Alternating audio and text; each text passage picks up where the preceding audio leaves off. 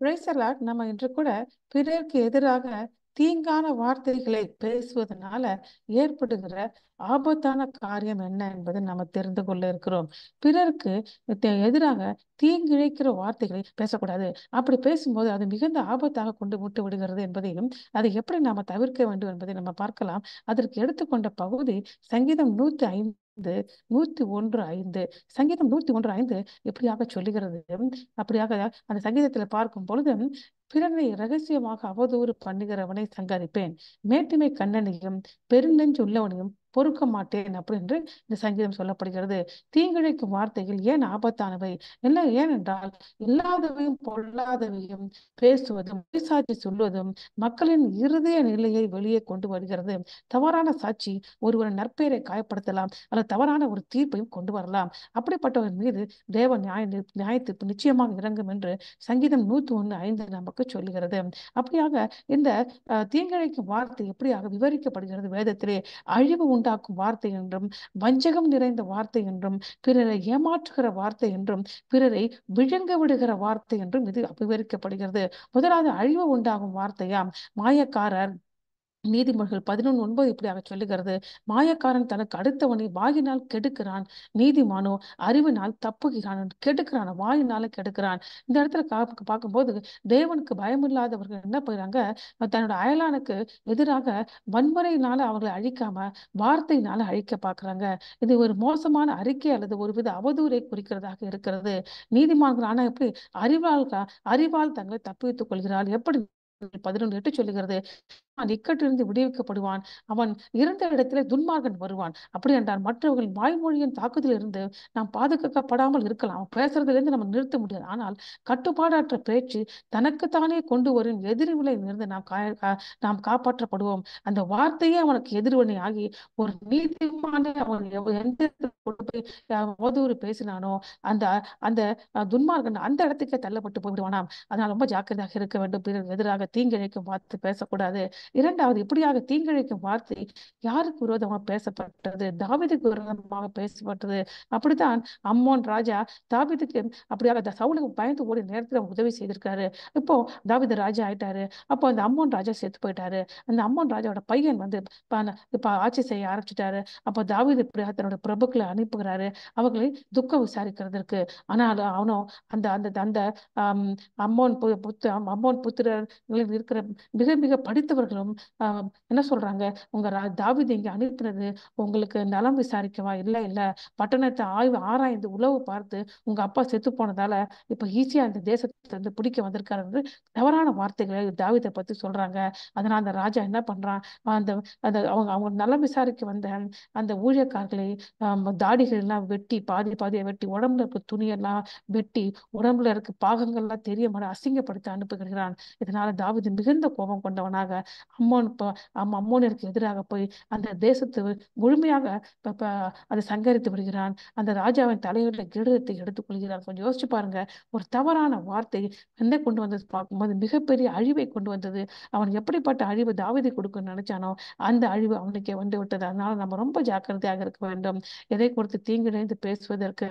அடுத்தது பார்க்கும்போது நிறைந்ததாக இருக்கிறது. சங்கீதம் 52 எப்படியாக சொல்லுகிறது. கேடுகளை செய்ய எத்தனை பண்ணுகிறாய், கபடு செய்யும் நாவு தீட்டப்பட்ட சவரன் கத்தியை போல இருக்கிறது என்று சொல்லுகிறாங்க. அது நாவு எப்படி இருக்கு, கத்தி போல தீட்டப்பட்டு இருக்கிறதா. இது எதை சொல்லுகிறது என்று சொல்லி பார்க்கும்போது அது வந்து வஞ்சகம் நிறைந்த வார்த்தையா இருக்கிறது. அப்போ தாவீது எப்போது இந்த சங்கீதத்தை எழுதினார், தாவூக்கு என்கிற ஒரு சவுலுடைய வேலைக்காரன் போய் சவுல் கிட்ட போய் சொல்றாரு, நான் வந்து அதாவது ஆசாரியர் வீட்டுக்கு போயிருந்தேன், அங்க தாவீது இருந்தாரு அப்படின்னு. முன்பாகவே சவுல் தாவீதுக்கு எதிராக அவனை கொல்வதற்கு திட்டம் தீட்டு கொண்டிருக்கிறான். அதுக்கு பயந்து ஓடிட்டு இருக்காரு.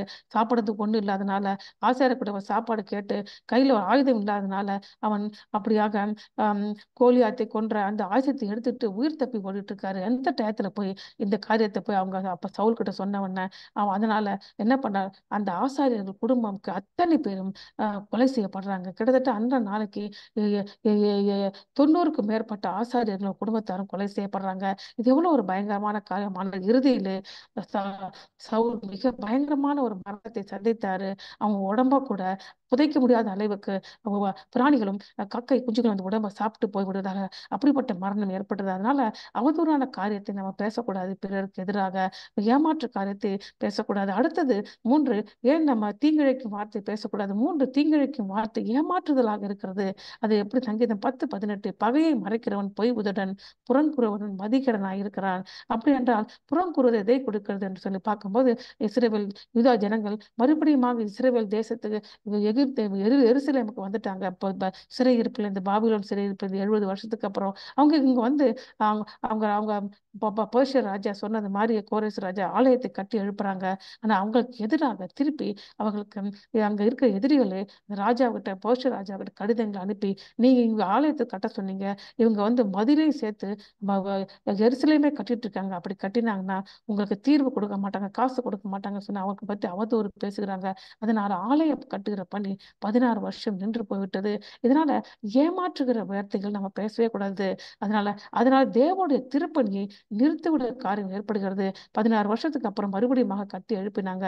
அது ரொம்ப ஜாக்கிரதையாக இருக்கிற தேவ பிள்ளைகளுக்கு எதிராக நம்ம பேசுவதற்கு சிந்தித்து நம்ம கரெக்டாக தான் இருந்தால் நம்ம பேசணும். இல்லாதபடி அப்படிப்பட்ட காரியங்களை பேசாம தவிர்க்க வேண்டும். 4வது தீங்கிழைக்கும் வார்த்தை ஒரு மனுஷனை விழுங்கி விடுகிறதாம்.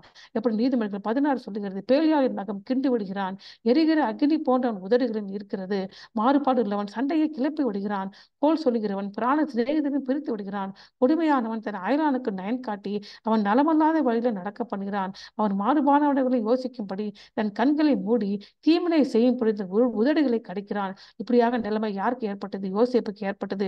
யோசேப்பு எகிப்திலே அப்படியே அடிமையாக விற்கப்பட்டாலும் போத்திபால் என்கிற மனுஷன் அவனை வீட்டிலே சேர்த்துக் கொள்கிறார். அடிமையாக இருந்தாலும் அவனை தேவன் ஆசீர்வதிக்கிறதுனால அவன் எல்லாவற்றையும் பார்த்துக் கொள்ளும்படியாக கொடுக்கிறார், தன் மனைவியை தவிர.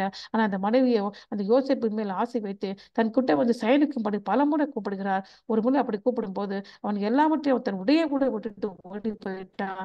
அதனால அந்த அந்த போத்திபார் மனைவி மிகவும் கோபப்பட்டு, இந்த பாருங்க நீங்க எகிப்திலிருந்து கொண்டு வந்த பையன் கூட தவறா நடக்க பார்த்தான், நான் அவன் துணியை கத்தின உடனே அவன் துணியாட்ட விட்டு போயிட்டான் அப்படின்ட்டு போய் சொல்லுகிறார். அதனால யோசேப்பு நன்மையான காரியத்தை செய்ததுனால சரியான காரியத்தை செய்ததுனால கஷ்டப்பட்டான். ஆனால் தேவன் அதை ஆசீர்வாதமாக போட்டாரு.